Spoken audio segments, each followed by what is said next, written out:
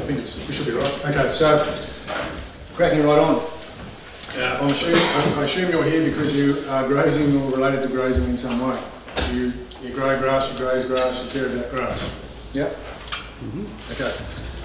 A bunch of words there. We're going to get stuck in things that aren't a bunch of words on the screen. So on the only screen will be a bunch of words, so just bear with me, right? This is what I'm going to tell you, and then I'm going to work through it. And basically, what I'm going to say is that rainfall is variable. Can you hold the microphone a little closer? I will. I'll give that a go. I was in Texas last week and I spoke too quickly there, and I don't think they understood a single word, so I'm going to try a bit slower. I know. That's the Texans. Yeah. Oh, geez, I'm glad I wasn't there yesterday. So the reality is that grass rainfall is a proxy for grass. Right? We all know that we need rain to grow grass. We're just going to have a look at what that means. If rainfall varies, that means that our management of grass needs to be capable of managing that and being up for that variability. And we're going to think about what is optimal, which comes down to stocking rate equals carrying capacity. And what does that mean? And ultimately, why do some do so well and some do so poorly with the same amount of rain? And ultimately that means, well, to me it means management is the differentiator. And somehow we're going to fit into half an hour a quick case study of one farm, 3 droughts, with a bit of data about how people can change over time, because I'll pack up and go home if we can't learn and change from the past, because that seems to be the big issue, really, is learning from our own data in the past. So, cracking right on. I'm going to have to keep clicking that because I didn't bring a clicker, so bear with me on that one. Going back to real basics, it rains, we grow grass, we eat grass. Okay, it sounds simple. I'm not trying to dumb it down. In the perfect world, now whether we're in the tropics or in the west or in the east or the south, that graph doesn't look the same wherever we are, but essentially we grow grass in the growing season, then we consume it in the non-growing season, and then we repeat, rinse and repeat. And when Dad and Grandfather and Grandmother did it, it hopefully looked the same, because we've learned when it rains, when the growing season starts, when the growing season stops, and how much we can generally carry over a 12-month period. Does that make sense? That's the theory, right? And in reality, it looks like that. That's so that graph is just the rainfall per month over a bunch of years. It happens to be where I was last week in somewhere in Texas, so it's very unrelated to you, but I can tell you, I've done this dozens of times, and whether it's Walker, Armidale, Singleton for that matter, it's not going to look too dissimilar. We have enormous variability in the grazing landscape, and it sometimes feels like it's only us that's ever experienced this, but it's not actually true. Previous generations have had to put up with this kind of thing as well. It's just that the variables have been slightly different. So on the right hand side there I've got the average, and the reason I put that up is because we tend to think in averages. We tend to think, well, the average for June is this and the average for December is that, and that's how we tend to grow gear our systems for production and consumption of grass. We're talking about grass here all the way through. But in reality it looks nothing like that, and the reason for that is that these little buggers turn up unpredictably but inevitably from time immemorial, right? And again, it's funny, I was in the States last week and where we have El Nino, sorry, I didn't even swallow a fly. Thank you. All right, so in the US, La Nina means drought, El Nino means wetter. For us, El Nino is obviously a bit of a dry time, and that's what we've got at the moment. Forget the numbers, right? All I'm saying, all that points out is that we have this unpredictable frequency around what happens inevitably, right? We've all been there, we've all seen it, one way or the other, or we've felt it. That isn't the problem, is my first point. The fact that we get El Nino is not the problem, okay? Because we can't change that. Just to give a bit of context, and I'll come to what is the problem in a second. This is, so okay, I work in a software company. I was previously involved with grazing management and consulting and doing all the stuff that you people do. It's just that I ended up moving to software because we had to find a way to get the data to make it easier to make decisions about these things that we're talking about. And in that business, we have a database now of X number of farms around the world that is accruing data, so I'll put a few slides up periodically that sort of shows what's going on. And this is just a nice little example of how, if you think sometimes that it's difficult to be the best grazer you can be, it's because it is hard, right? This is the change in the last 10 years or so in the Australian database that we've got. Right, so look at the number of average years. I can't really see any, right? So what I'm saying is, if it feels hard, it's because it is. We've had 100% volatility, up and down, in just the last 10 years, let alone the last 100 years. And it's not going to change. So we've got to learn how to deal with that. And I'd like to sort of think about that through the context of a drought. And so, I'm only a young fellow, I keep telling myself, we're spring chickens, we've got all the time in the world, but we've seen this movie before. Everything's okay. We're cruising along, we're making money, we've got grass in front of us, we're buying cars, we're buying tractors, we've got stuff in the shed. And then we have a late start to the growing season, or it's shorter than normal. And it starts drying off early. And we start hoping, right? That's the time that we're saying, those little voices are saying, how are we going? Yeah, we'll be right.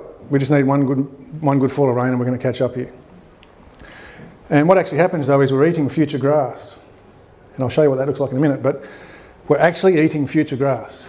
But the trouble is we don't know when we're eating future grass necessarily. The next step then is that we become stuck. We've gone past hoping because all of a sudden it's dawned on us, we're in a drought. It's on the news. We've eaten some future grass and now we're stuck. And stuck means we've got to start shelling out, hand feeding, selling stock into a falling market, killing animals that have good genetics in them. That you name it, you've done it, I've done it. We don't want to do it. But that tends to be how that movie rolls. And at its worst, it turns up in the telly like that, as it did a couple of months ago, for some poor bugger in up the road from here.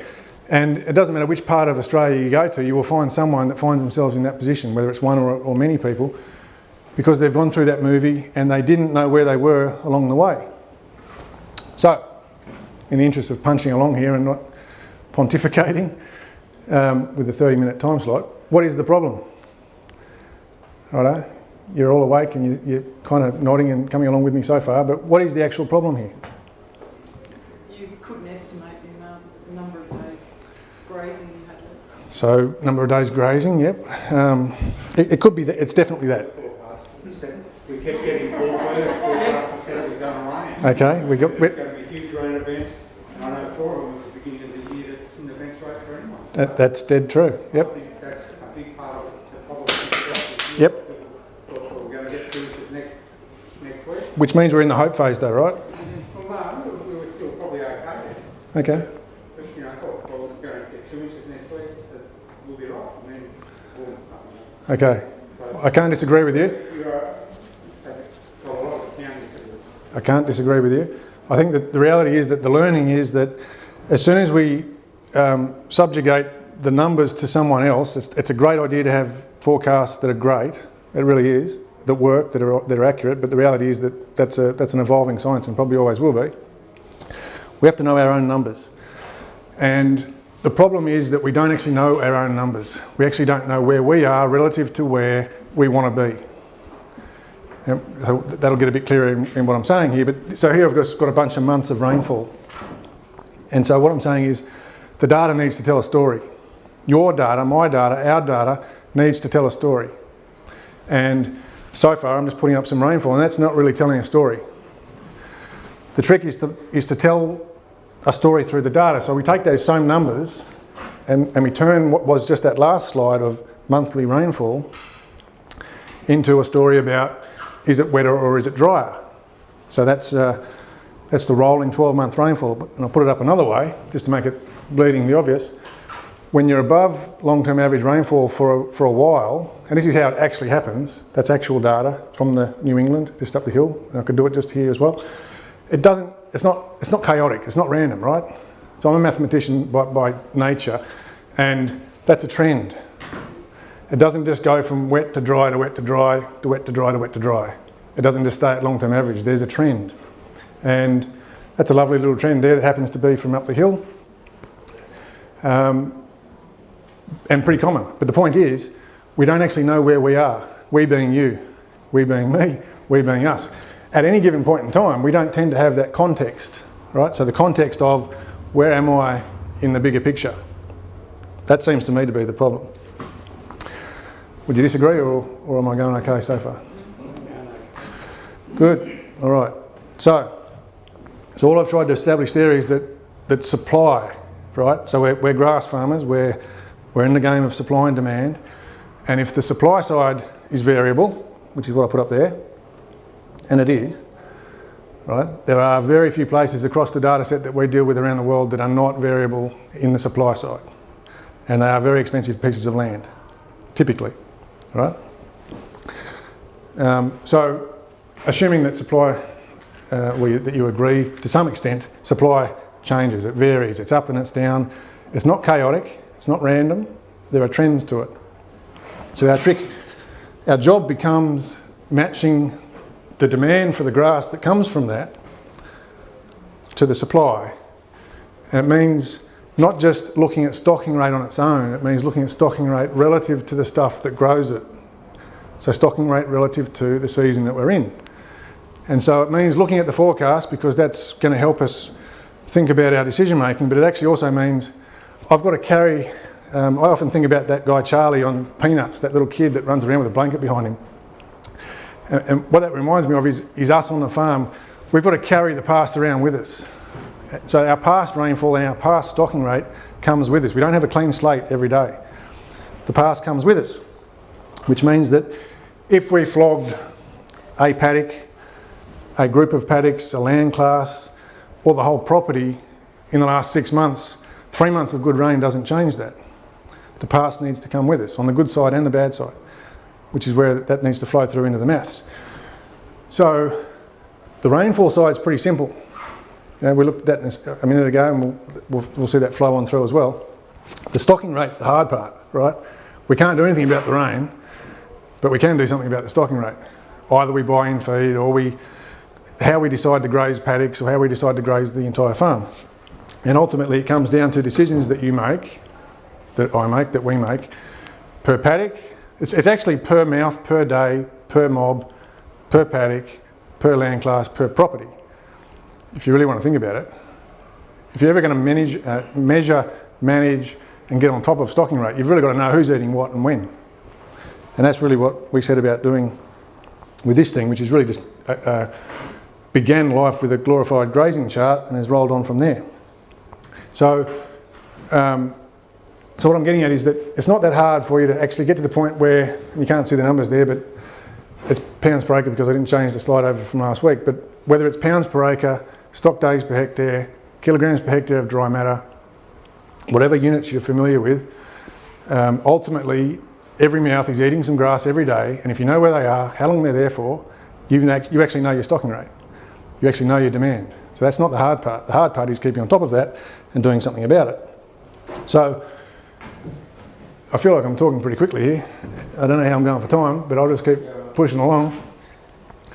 So to actually get to the point where I'm about to put the next slide up, which is where we want to be, right? We've got confidence in where we're at. We're making good decisions. All we actually need, the rainfall, and most of you've got rainfall, right? Whether it's good news, bad news or no news, you end up knowing what your rainfall is. Stock numbers, not so much. Typically most farms will know the inventory, but they won't necessarily know where that inventory is each day, in which paddock for how long, and how much they're eating. But we actually can make that a lot easier. If we just know where the mob is and what their demand is in terms of their rating, their DSE rating or their LSU rating, whichever way we want to look at it, we actually know how much they're eating, which gives us our consumption. And over time, what actually pops out the bottom of tracking these things is a carrying capacity. So hands up if you've heard of carrying capacity before. Righto? It's going to mean different things to different people, but it's really good that I saw so many hands go up, because that is the key to this whole thing, right? If we don't manage stocking rate to match carrying capacity, we're stuffed, because we're either going to eat too much feed or we're going to underdo it and we're going to have grass on the table that perishes and we're underdone. So that's the whole point of getting to where we want to get to. And this is why I say, you know, you can do what we're about to have a look at with data that you didn't know you had. Rainfall, who's eating what and when is all you really need to get on top of this stuff. And in the process, you'll learn graze planning, you'll actually end up learning how much feed is in a paddock, and if I had more than half an hour we could talk about that. You know, you've only got to move a mob around 3 times, 4 times, maybe 5 at the most, knowing how much they've taken out because there's a little number in front of you that says that 100 cows at 15 DSE eats X amount of pasture in this block because it was 100 hectares, and you've got it nailed down. This is where we want to get to. Bit of maths that just says, I'm dragging that past with me, which is the actual green line there, which is the feed I've consumed per 100 mils of rain.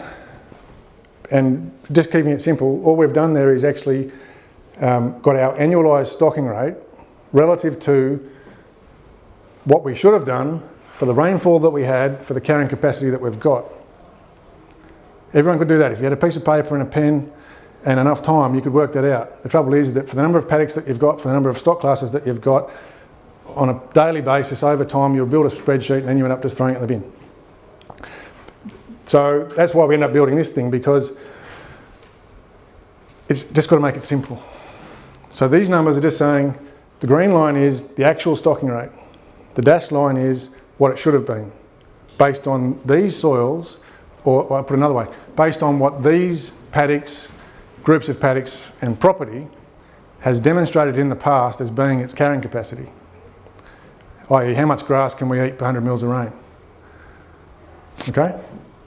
And it's a bit like the drunk going home on a Friday night. It doesn't happen as much as it used to, which is good, but this is how it tends to work in agriculture. We're kind of chasing the white line.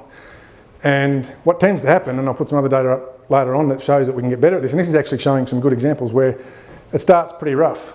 You know, when we're not familiar with these numbers, we aren't very good at it, is the reality, because by our studies, about 2% of people are good at this in their head. So we actually codified what the best operators do. Went and sat down and worked out how to codify that, and the best do this in their head. How much recovery should I give that pasture? How hard should I put what density does that pasture require at this time of year before I graze it again before the end of the non-growing season, etc, etc, etc. And so all this is saying is, I can't ignore the past, because if I've overgrazed or undergrazed in the past, that should come through relative to the actual rainfall that I get up to this point. So the point is that we want to get to the point where that movie gets easier, so that we've got some metrics. So the reason our business got going in the first place was because a bunch of people spent a bunch of money feeding animals through a drought and then killing those animals at 20% of their pre-drought value with the economy of a 6-week wait to get them into the abattoir. And it cost a lot of money. And that's because we didn't have metrics. We had a bunch of people saying, we're overstocked, let's do something about it, well before time, but we didn't have a tool that said, you know what, you've got to do it now. You've got to do it next week. You've got to do it next month. You've got to do it at this point to make a decision and take action and have choices. Because at the moment, when I look around New South Wales, there's a lot of stress, and stress is bad. Stress means I haven't got choices. If I go to the States, there's actually no difference. Argentina, there's no difference. It's a human exercise grazing, right? It's almost an intellectual sport, trying to work out how best to optimise your grazing system. So, actually doing it, I won't bog on this, but just actually doing it means that we can visualise where animals are, how long they've been there for, roll up some metrics from an operational view. The maths are the things that you carry around in your head. How much is that mob eating on a daily basis or on a monthly basis? Just have that flow through for me, because I've put them in that paddock for 10 days, therefore they ate 1,265 kilos of grass. Have that flow through for me into that paddock's history so that I know the demand and I also know the rainfall. Another way of looking at the same thing is where all this began, with some pretty simple principles. Alan Savory and Stan Parsons a long time ago actually were the pioneers of this thing. It's just a very basic digitised grazing chart. The thing that sort of brought us into building a tool around this is that it's actually hard to do. in an Excel or anything other than a piece of paper. So we digitised it and said, right, let's do it properly. And each of those colours is a group of animals, a herd, a mob, stock classes, in a paddock for a day or a week or a month or whatever. Calving down, set stocked, or moving around in rotation. And we get our yield per paddock just because we move them around and the maths gets done for us. And we want to get to the point where we can then see where we are relative to where we should be. That's the point. So I've got to rush through that a little bit, but that's basically the end result is being able to make decisions with the rest of the team to sell or wean early or whatever. And I guess I'll put up an example of that actually. This is my little 1 farm 3 droughts thing, just to put it into some sort of context. So monthly rainfall means bugger all. Put it into rolling rainfall context. Everyone's got that concept now. Hands up if you do that at home. Just turn your monthly rainfall into a rolling number. Okay, it's really a basic, simple thing, but it's a beautiful thing. In this one example, this time last year was quite wet. A bit earlier this time last year, it's autumn. So we're actually quite wet in early 2017. 890 mils of rolling annual rainfall. It then fell pretty quickly. The same thing happened back when this particular farm got bought, was actually the end of 2011. It's never been as wet ever since, funnily enough. And my point is, on this farm, that over that 11 months, the rolling rainfall fell in a heap. Half its, the accrued rainfall fell to half of where it was very quickly. So that means that as of the far right of that graph, the last 365 days equals 490 mils of rainfall. Whereas the same day a year before was 890, which means that if I've been carrying the same number of cows, I'm about to get walloped. Right? It's not hard to get your head around the fact that if I'm carrying the same stock numbers on less grass because I've got less rain, then I'm going to get walloped. Or on the other side, I've got opportunity cost. And the other point is that through that period of time, if you'd said to the manager, is it a drought yet? He would have said no. The drought didn't just happen overnight. It didn't just turn up on the news, oh shit, it's a drought. A drought sneaks up on us, and that's why having these numbers is so critical. And the point I make is that just in the last 5 years on this one property at Walker, there's been 3 what we'll call dry times. And at the moment, it's a pretty good screaming drought. Each of those dry times means that we're under a bit of pressure, for obvious reasons. Now, if we flip that around and we say, what is our stocking rate relative to the rainfall, i.e. the demand, the grass that we've consumed relative to the rainfall that grew it, this is the result. On the left-hand side there, we consume 350 kilos of grass per 100 mils of rain. Okay, don't worry about the maths of it. Point being, that's very stressful. That's where people lose hair and don't sleep well. They're in the feedlot that they've created on the farm 7 days a week and not spending any time with the kids. And I was there watching this, and that was a big trigger for this farm to change. On the left-hand side, so in the middle, was the next dry time, which correlates to that dry time in May of 2016 when we were back to 490 mils of rain. Their stress factor, if you like, was 300 kilos of grass per 100 mils of rain. The carrying capacity is actually 220 kilos of grass per 100 mils of rain. They've worked out over time. Back there on the left, they didn't know that. They didn't have a scar. They didn't have a pain point that said, you know what, this really hurt. I don't ever want to do this again. As a team, as a group, as a farm. It's a particularly big farm, that one, with a bunch of people with different opinions, which is why nothing happened on time in that first drought. In the second drought, animals got weaned early. Some heifers got sold early. Whereas on the left, cows worth $1,800 got sold for $400 after spending $1 million keeping them alive. Right, now everyone's got the same kind of story in different numbers, but that's what people are going through at the moment because they haven't got scar tissue that says, I'm never doing that again. The next drought, they weaned early, sold some heifers. Wasn't fantastic, but it got better. Whereas this current drought, I talk to this guy pretty regularly because he's a long-term client and he's not stressed. He found agistment early, he locked it in, weaned early, did all the right things. He's not stressed. His ecology is not damaged by this last drought. He's ready to rock and roll. He's got grass at the moment. So just the fact that people can change is relevant, right? That's at the moment, if you go across New South Wales, there's a lot of people saying, you know, I need a hand, and that's fair enough. Let's get them through that. Let's help them with that. But let's make sure that they don't go back in the same position in 5 years and 10 years and 15 years from now. And what you need is a number indelibly scribed into your psyche somewhere that says, I'm never going to exceed my carrying capacity by that amount again.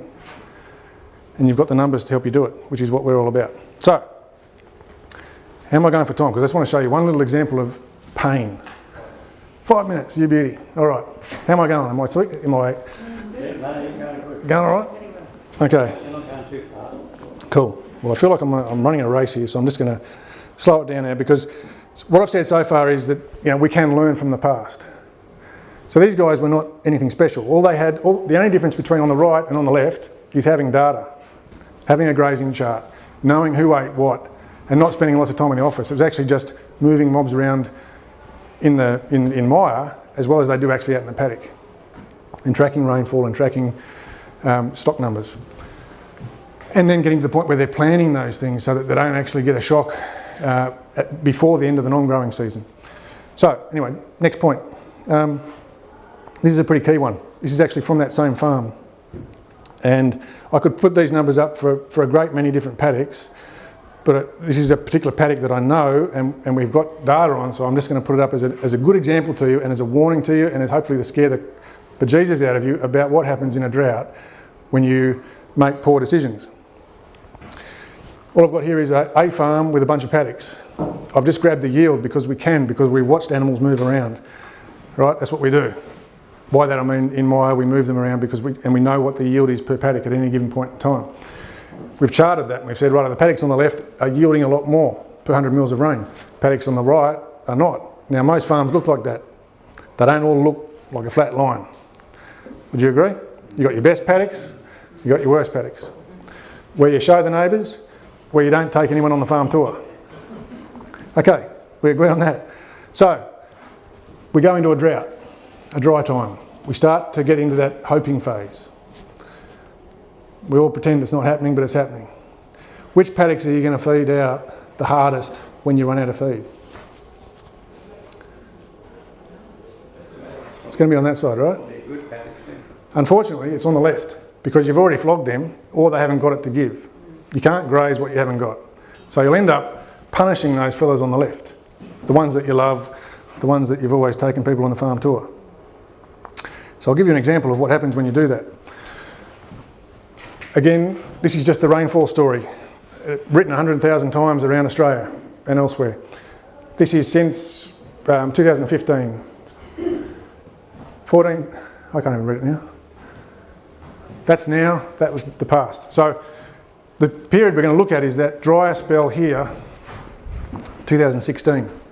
It's well and truly drier than normal, is the point. Red means under long-term average rainfall. And by the way, the blue bars are monthly rainfall, which really wouldn't have told the story, which is why it's so valuable to have that rolling rainfall story. Through that period of time, relatively conservative breeder operation, not highfalutin, time-controlled grazing and, you know, go get them, change the world stuff, which they've actually taken on since then. But at this time, yes, it's getting drier, but I'm still going to run the same number of cows through this paddock. So this is on a per paddock basis, right? I'm going to graze this paddock the way I always want to because I want to. I'm going to hit it a bit harder then, but I'm going to rest it the next month. And then I'm going to carry them on through because that's what I do.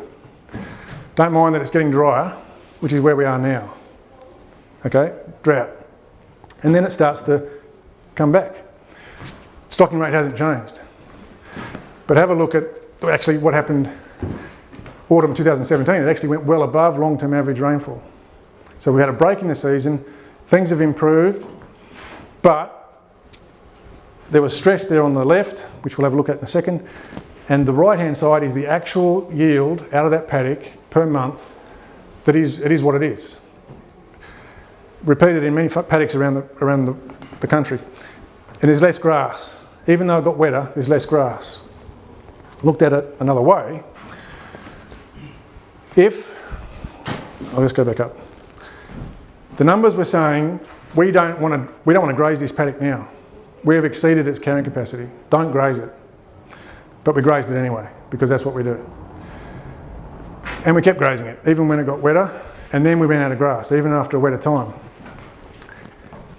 And we know what the carrying capacity of that paddock is because we've got demonstrated conversion of moisture to grass over time. If we had have just backed off back here, based on the maths, versus what we actually did, this is the accumulated yield for that one paddock over time.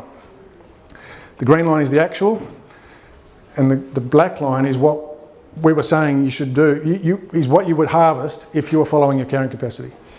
So by taking a bit of a hit back in the dry time, we actually ended up losing a bucket load of dry matter as of now. It's actually the case that more than 33 months later, production is down, whatever that is as a percentage. I should have worked it out, but maybe 15-20%. 33 months later, just on one paddock, the best paddock. So what does that do for the farm's carrying capacity? If our best paddock drops 1.2 tonne of dry matter because we flogged it for that short period of time, what does that say about the rest of the farm? And the answer is you don't want to know. The answer is you don't want to know. That's the thing that is hidden in this drought. It rains again, everyone comes good, but we've actually damaged the productive potential of that paddock and therefore that land class and therefore that property to do what it needs to do. And it's a hidden cost because no one goes and works this stuff out. It's only anal pedantics like me that can do that. So, same paddock. All right, so just in wrapping up, people can learn. The axis that we're looking at here is carrying capacity. And so I've just gone and grabbed all the farms in our database and over time checked out how their stocking rate is relative to carrying capacity. Because it's a ratio, you can normalise it and compare my farm with your farm, with your farm, with your farm. And people tend not to be very good at this when they're not conscious of what they're doing. But over time, because you become conscious of it, you become better, which is what that's showing. And actually, just by the way, the green line is those that actually budget feeding out of paddocks over time, rather than just consuming it and hoping for the best.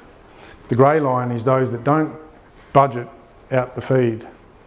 And you can see their variability is far, far greater. And the last little graph, over time, we've actually been able to track in our database that people are getting better at doing this unconsciously by being forced to look at simple things like how am I grazing, who's eating what, how long have they been there, and having that done for me, which is what we're all about. So that's pretty pleasing because if that wasn't the case, I really don't know what the option would be, because otherwise we're back in a drought survival, holy hell, what are we doing perspective. And I won't spout on about that, but basically we've gone to a lot of trouble to build this thing, and we actually thought, bugger it, we'll give you something for free. So we built this thing called Light, which means we'll give you what you want for free, which is record keeping and moving animals around and putting rainfall in and all that stuff I just talked about. But we'll make you pay for what you need, which is some of those more critical analytics. So that's what we're all about. So I feel like I've run a little race. I lost a couple on the way. It's pretty hot in here. What is the cost of pro? It depends how many cows you got. If you've got no cows, it doesn't cost much. If you've got a lot of cows, it costs a bit more. Alex down the back, and I wouldn't have a clue. I'll build it. I don't. But it's based on stocking rate, which is the key. $60 a month up to whatever it is. We've got big dudes that have $400 a month because they've got massive properties. But most people will say it's about 2 cents a head per day, sort of thing. It's pretty insignificant. We're talking about hundreds. We're talking about the big dollar decisions here, not the little dollar decisions in terms of actually trying to do something that makes a difference to how we run the farm. So I won't bomb you with more, but I really wanted to just sort of get you thinking about decision making and knowing your numbers. Because if you don't know your numbers, I'm afraid I think you've got Buckley's of actually getting on top of better decision making. But the good news is you can. And you don't have to use something like what we've built. There are plenty of other tools out there. It's just that we're having a fairly good red hot crack at go at systemising it and making it easier. So, thanks for bearing with me. Good luck.